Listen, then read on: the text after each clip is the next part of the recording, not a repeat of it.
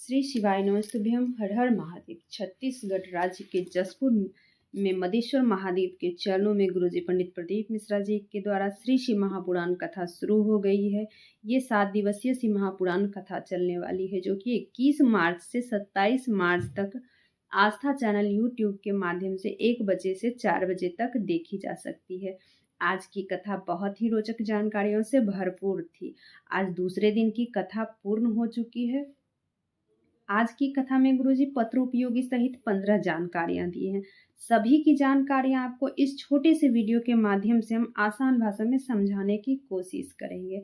आज की कथा में 3 विशेष जानकारियां दिए हैं, जो कि आप 3 विशेष जानकारियां आप इसी वीडियो के माध्यम से आपको प्राप्त होने वाली है।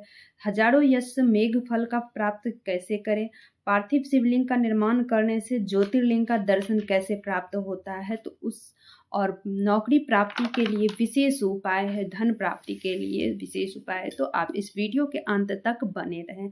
मेरे चैनल पर नए हो तो शेयर सब्सक्राइब करना ना भूलें, बेल बटन दबाना ना भूलें, ताकि मेरे ऐसे वीडियो का नोटिफिकेशन सबसे पहले आप तक पहुंच सके। श्री शिवाय नमस्तुभ्यम। हर हर महादेव। आज कथा शुरू होते ही गुरुजी बोले कि व्यक्ति को क्रोध आने के 3 कारण हैं। पहले नंबर पर है जब व्यक्ति किसी से बेकार भोजन को ग्रहण करता है, मतलब कि तामसिक भोजन जो होता है, तामसिक भोजन जिस भोजन को मनुष्य को नहीं करना चाहिए, जो केवल जानवर के लिए, पशु पक्षी के लिए है, अगर ऐसे भोजन को मनुष्य ग्रहण करता है तो उसके अंदर का क्रोध की मात्रा बढ़ती चली जाती है। और दूसरा नंबर का है हमारे भीतर का अहंकार, हमारे भीतर का अभिमत्ता, अभिमान। जब हमारे भीतर अभिमान आ जाता है, अहंकार आ जाता है, तब लगता है कि हमारे पास पद प्रतिष्ठा और हमारे पास पद प्रतिष्ठा सब कुछ है। हमारी बात अगर पूर्ण नहीं हो रही है तो क्रोध आ जाता है। तीसरे नंबर का जो है हमारे मन के अनुकूल कोई कार्य नहीं हुआ तो क्रोध जागृत हो जाता है। गुरुजी बोले सबसे निवेदन किए कि क्रोध आने से पहले आप लोगों को सोचिए कि क्रोध आ क्यों रहा है। क्रोध आने के 3 कारण है। पहला है भोजन, दूसरा है अभिमान, तीसरा है हमारे मन के अनुकूल कार्य ना होना। इसलिए गुरुजी बोले शिव पुराण की कथा कहती है कि हम किसी से आस लगाते हैं तो वो आस टूटती ही टूटती है। इसलिए हम किसी से आस क्यों लगाएं। हमको आस लगाना ही है तो महादेव से आस लगाते हैं, जो कि कभी ना कभी पूर्ण होंगे ही होंगे। शिव जी से लगाए हुए आस कभी नहीं टूटते हैं। बढ़ते हैं आज की कथा की अगली जानकारी की ओर। जैसे राम जी समुद्र को सुखाना चाहते थे तो समुद्र को कहा गया कि राम जी से विनय करो, विनती करो। तो उसी तरह अगर आपका कोई कार्य नहीं हो रहा है और पूरी दुनिया में करके देख लिया है, सब कार्य कर लिया, नहीं हो रहा है, तो एक काम करो, शंकर भगवान की स्तुति कीजिए, शंकर भगवान का गुणगान करो। पर शंकर भगवान की भक्ति स्मरण करो कब होती है, जब अपने भीतर क्या अहंकार, अभिमत्ता, अपने भीतर का तृष्णा, लोभ, मोह, छल, कपट सब मिट जाए, तब भगवान की भक्ति, भगवान का गुणगान, शिव कथा में मन लगता है, तभी भगवान का गुणगान, भगवान की भक्ति, भगवान का पूजन अर्चना किया हुआ भगवान स्वीकार करते हैं। बढ़ते हैं आज की कथा की अगली जानकारी की ओर। मुनि देवी जी पत्र लेकर आई, 1 लोटे जल का महत्व बताओ। क्या बताओ, 2020 में बच्चेदानी का ऑपरेशन कराया, 2024 में बेटे की शादी की, 2-3 दिन में ही पेट फूलने लगा तो डॉक्टर बोला पेट में पानी हो गया है। डॉक्टर पानी निकाल दिया, टेस्ट कराए तो पता चला 3rd स्टेज का कैंसर हो गया है।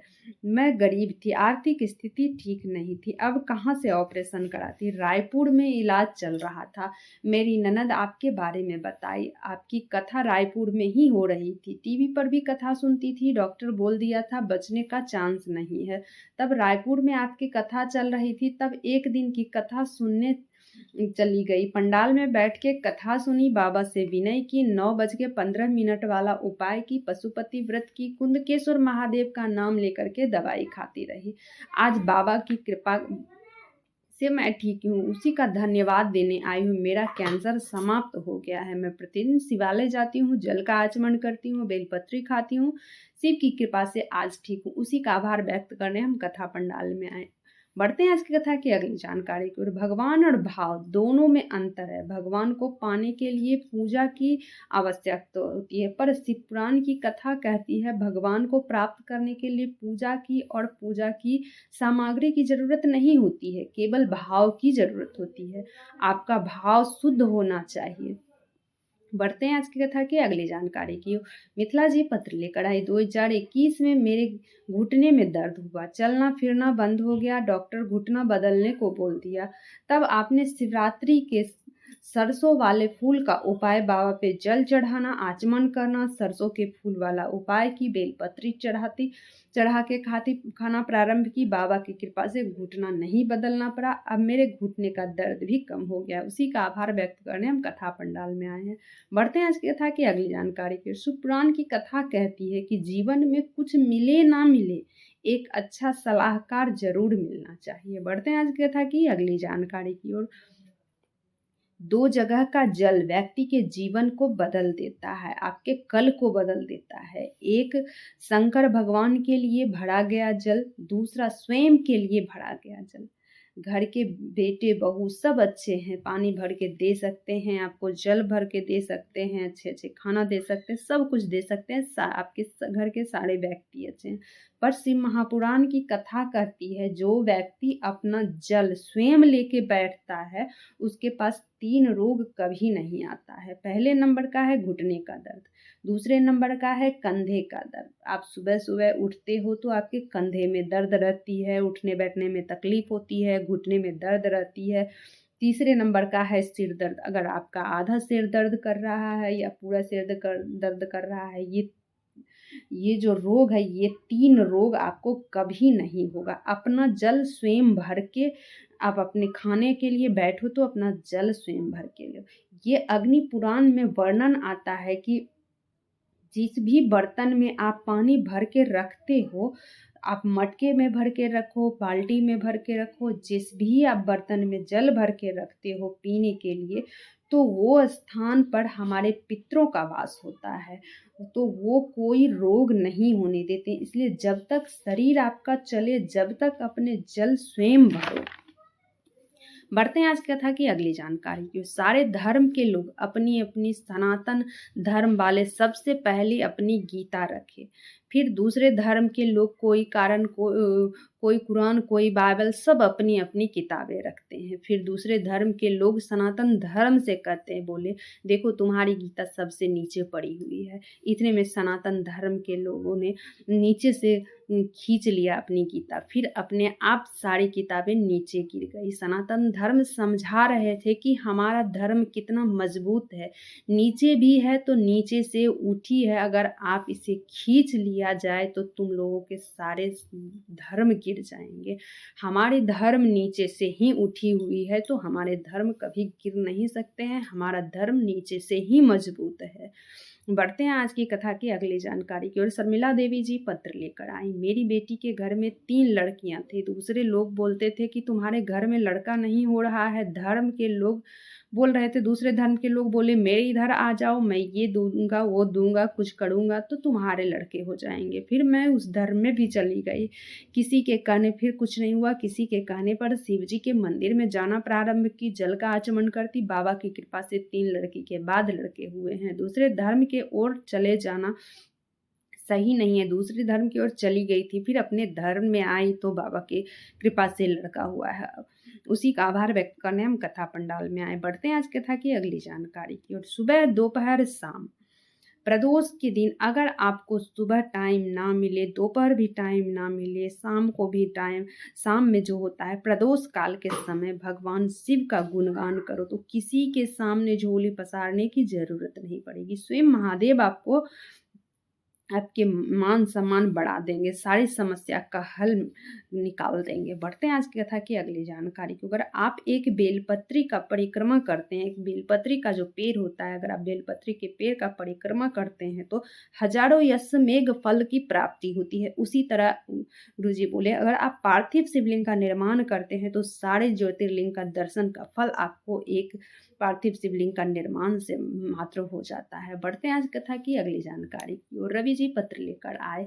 मैं 2018 से सरकारी नौकरी की तैयारी कर रहा था, सफलता नहीं मिल रही थी। फिर मेरे घर वाले आपकी कथा सुनने बोले। मैं तो नहीं सुन पाता, मेरी माँ सुनती थी, वो आपको बहुत मानती थी। उसी को देख के बाबा पे जल चढ़ाना प्रारंभ किया। आपके कहे अनुसार मेहनत को 4 गुणान किया। बेलपत्री पे मध लगा करके बाबा को समर्पित करके गया एग्जाम में। बाबा की कृपा से हमें बैंक में नौकरी मिल गया। उसी का आभार व्यक्त करने हम कथा पंडाल में आए हैं।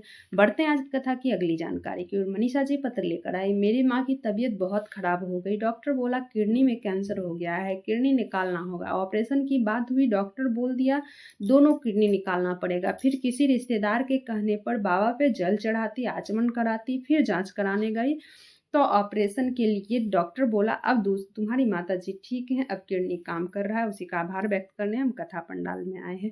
गुरुजी की जो आगामी कथा है वो 1 अप्रैल से महाराष्ट्र में 5 अप्रैल तक ये कथा चलेगी। 1 बजे से 4 बजे तक आस्था चैनल यूट्यूब के माध्यम से आप इस कथा को भी सुन सकते हैं, इस कथा का भी लाभ ले सकते हैं, श्रवण कर सकते हैं। अब अगली कथा जो है 11 अप्रैल से रतनगढ़ में 17 अप्रैल तक चलने वाली है कथा। अब अगली कथा जो है 21 अप्रैल से 27 अप्रैल तक सिंहेश्वर बिहार में मधेपुरा जिले में सिंहेश्वर बिहार में सिंहेश्वर महादेव का मंदिर है बिहार में। उसी स्थान पर 21 अप्रैल से 27 अप्रैल तक होने वाली है। अब अगली कथा जो है 1 मई से जयपुर में 7 मई तक चलने वाली है। ये सारी कथा आप आस्था चैनल यूट्यूब के माध्यम से 1 बजे से 4 बजे तक देख सकते हैं। श्री शिवाय नमस्तुभ्यम, हर हर महादेव। दोस्तों अगर वीडियो से जुड़ी हुई कोई भी जानकारी आपको चाहिए कॉमेंट्स बॉक्स के जरिए आप पूछ सकते हैं। हर हर महादेव लिखना ना भूले, शेयर सब्सक्राइब करना ना भूले, बेल बटन प्रेस करना ना भूले ताकि मेरे ऐसे वीडियो की नोटिफिकेशन सबसे पहले आप तक पहुंच सके। अगर आप लोग फेसबुक पर देख रहे हैं तो फॉलो करना ना भूलें। फॉलो कर लेंगे, शेयर करेंगे तो आपको ऐसे वीडियो प्रतिदिन आपको मिलते रहेंगे। श्री शिवाय नमस्तुभ्यम, हर हर